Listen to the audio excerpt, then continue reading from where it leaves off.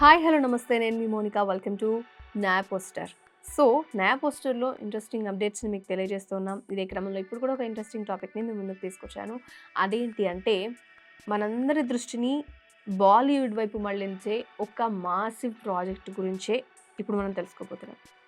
అదే నితీష్ తివారీ దర్శకత్వంలో తెరకెక్కుతూ ఉన్న రామాయణం మూవీ గురించి.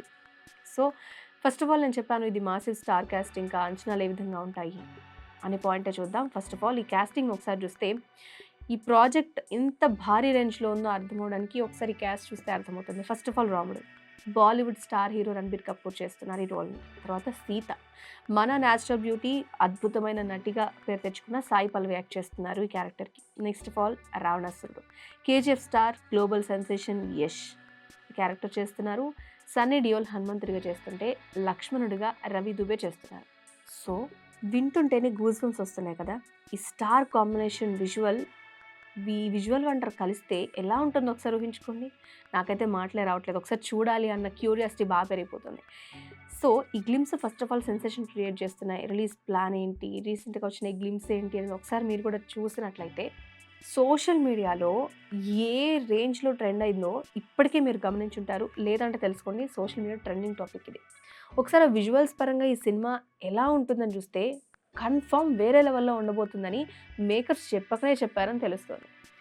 నిర్మాత నమిత్ మల్హోత్రా దీన్ని చాలా ఇంపార్టెంట్గా తీసుకొని దీన్ని ప్రొడ్యూస్ చేస్తున్నారు ఆవిడ.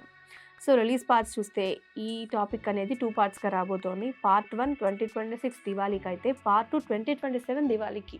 అంటే 2 సంవత్సరాల టైం వాళ్ళు తీసుకున్నారు. కేవలం ఫెస్టివల్ మూడ్లోనే, ఈ పండుగ టైంలోనే డేట్స్ అయితే ఫిక్స్ చేశారు. నెవర్ బిఫోర్ టాపిక్ ఏంటంటే, 45 భాషల్లో రామాయణం రిలీజ్ అవుతుందట. సో ఇక్కడే బిగ్గెస్ట్ న్యూస్ మనం గమనించాలి. ఇండియన్ ఫిల్మ్ ఇండస్ట్రీలో నెవర్ బిఫోర్ అన్నట్టుగా మేకర్స్ ఒక ప్లాన్ చేశారు. అరబిక్ వర్షన్ రీసెంట్గా గ్లిమ్స్ అరబిక్ వర్షన్లో రిలీజ్ చేయడం జరిగింది. అసలు ఒక్కసారి వాళ్ళు అసలు ఎందుకు చేశారు అనే పాయింట్ మన బ్రెయిన్లో రైజ్ అవుతూ ఉంటుంది. ఎందుకు అంటే, గ్లోబల్ క్యాంపెయినింగ్ కోసం మేకర్స్ దీన్ని గ్లోబల్ ప్రమోషనల్ క్యాంపెయిన్గా స్టార్ట్ చేశారు. మొత్తంగా 45 భాషలు అంటే మామూలు విషయమా? మనకున్న సమాచారం ప్రకారం చూస్తే ఓవరాల్గా ఈ రామాయణం మూవీ 45 నుంచి 50 భాషల్లో ఓల్డ్ ప్రపంచం మొత్తం రిలీజ్ అవ్వడానికి రెడీగా ఉందట. 45 భాషలా? నిజంగా ఇది ఇండియన్ సినిమా చరిత్రలోనే, హిస్టరీలోనే కన్ఫర్మ్ ఒక రికార్డ్ అవుతుంది. అంతేకాదు, అసలు అరబిక్ దేశాల్లో ఈ రామాయణం ఆధారంగా సినిమా రావడం అనేది ఫస్ట్ టైం అట. అంతేకాదు, వాళ్ళ లోకల్ సంస్కృతికి అనుగుణంగా కొన్ని పాత్రల పేర్లు కూడా అక్కడ మారుస్తారనే ఒక పాయింట్ కూడా ఉంది. అలాంటి ప్రచారం కూడా పక్క జరుగుతుంది. సో ఫైనల్గా ఈ గ్లోబల్ ఎంటర్టైన్మెంట్ గురించి మీరేమనుకుంటున్నారు? నాకైతే 45 లాంగ్వేజెస్ అనగానే ఒక్కసారి బ్రెయిన్ బ్లాక్ అయిపోయింది. మనకి ఇది ఒక పవిత్ర ఇతిహాసం. ప్రపంచవ్యాప్తంగా 45 భాషలు రిలీజ్ అవ్వడం అంటే మన కల్చర్కి, లేకపోతే మన సినిమా స్టాండర్డ్స్కి ఒక గౌరవం దక్కుతుందని చెప్పాలి.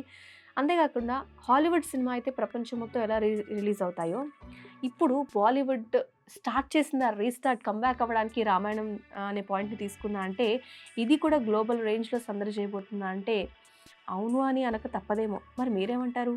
అరబ్ దేశాల్లో కూడా ఈ సినిమాకు రెస్పాన్స్ ఎలా ఉంటుందని మీరు అనుకుంటున్నారు?